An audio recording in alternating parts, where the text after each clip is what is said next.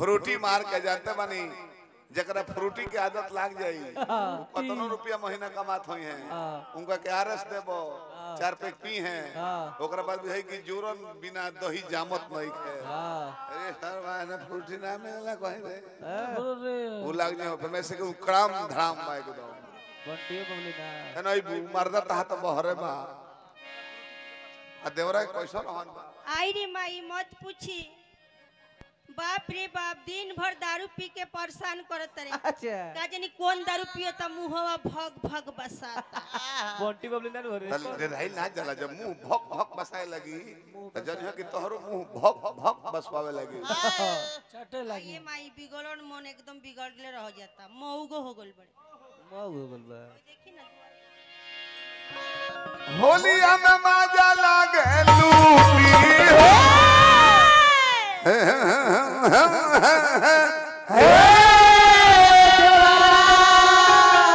होलिया में मजा लागे लूटी हो आई देवरा मरलबा फुरू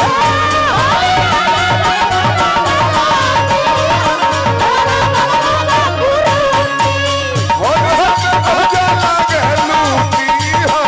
देवरा मरलबा फुरू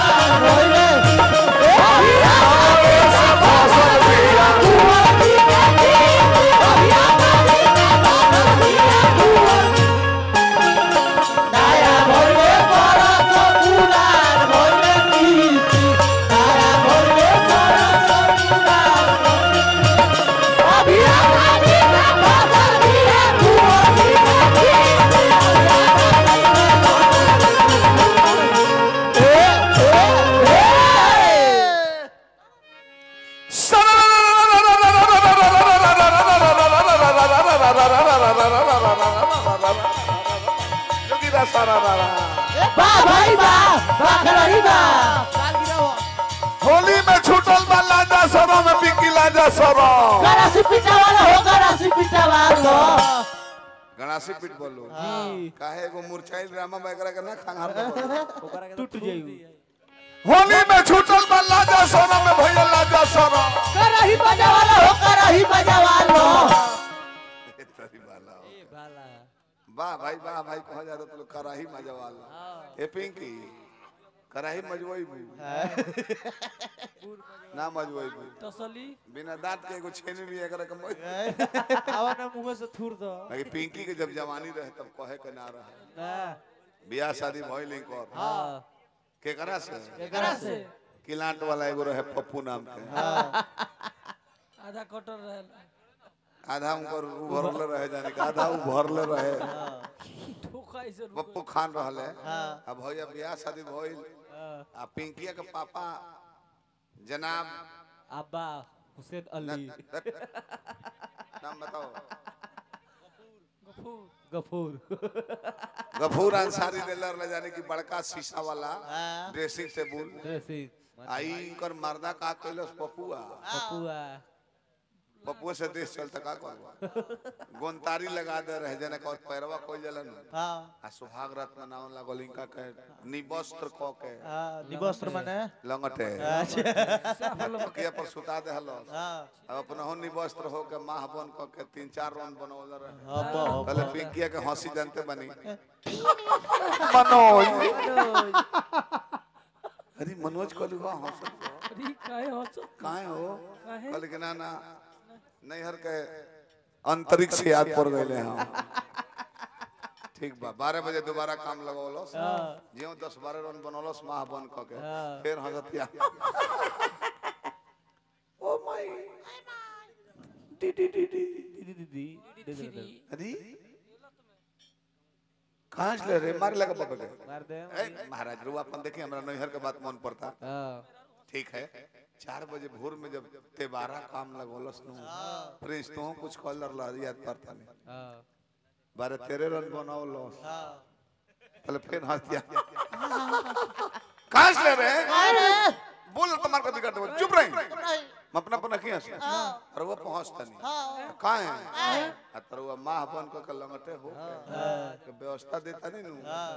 मुड़िया हमारे ने उन्हें होता था ड्रेसिंग टेबल वगैरह शीशो में लौकता का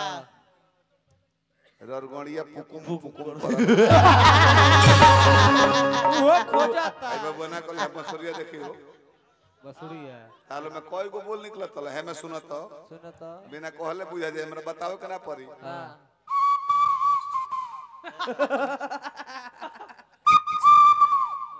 भाई हो गइल बुझाता लो बुझाता ना प्रिंस ये मैं कोई को बोल निकली कोई अगर निकली ठीक है रामायण के बाद में निकली चुप सर बात और सुन को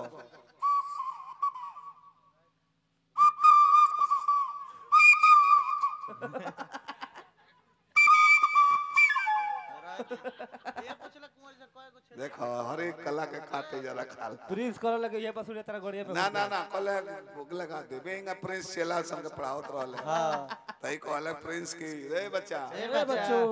1000 रुपया इनाम है एक छेदा में 2 छेदा ढुका देना है कैसे सारा लड़का लोग बेचैन रहे हां गुरुजी एक छेदा में 2 छेदा कैसे घुटी कैसे अपने माँ बाप से पूछ के आना पूछो एक हफ्ता पूछ लेना बताओ से कॉलेज के 5-5 रुपए लाओ लाओ देहा लो कॉलेज देखो देखो एक छेदा छेदा 2 छेदा घुस गया हट गई अरे गुरुजी तो एकदम आसान बोलो हां एगो ओही में ओहिर लड़का रहे जादू जी के जानते बानी हां ओहिर मार दी त हाथ दूगो बीमारी हो जाला एगो गोहिर हो जाए दूसरा बोहिर हो जाए एकदम निश्चित बात साफ न सुनाई एगो ले कहता गुरुजी एगो छेदा में 7 गो छेदा कैसे ढुकी लो 7 गो कैसे अब तो ये फेर में पड़ गेल री कैसे कैसे तने निहुरी न बताओ तने जा मेरी अब मेला में से बांसुरी किन ले रहे हां धैला सिंह का पाछा हां गड़िया पर वाह ढुक गया करे जा ऊपर ले घुस गेल कल रुकिए उतर मिला के नहीं कल के ना कल के रुकिए पूरा हो गया ना तो हां हां छेदा के लिए हां 1 2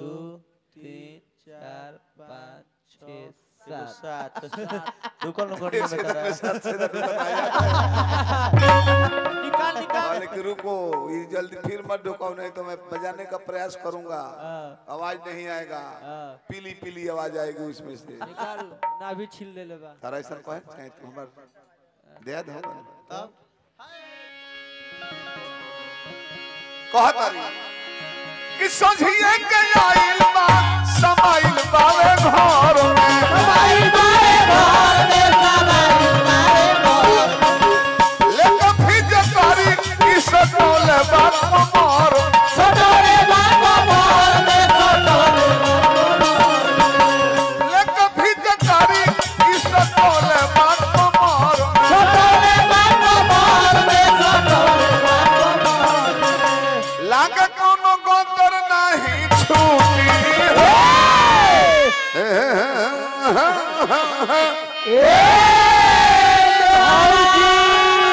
लागे कोनो गोतर नहीं छूटी देवरा पियल मा फुरूटी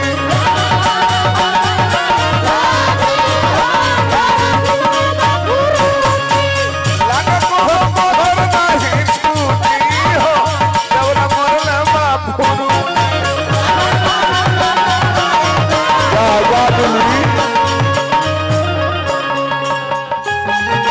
लगे मरीना होली महीना लगे मरीना सदा बहाना हुआइयो रबर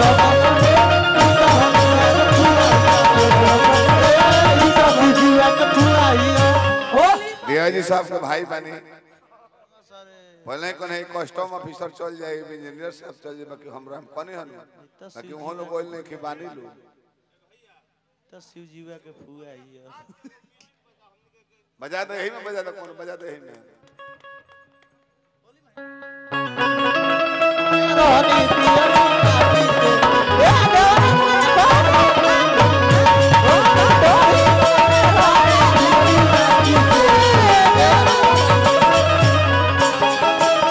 दो नकार काटी से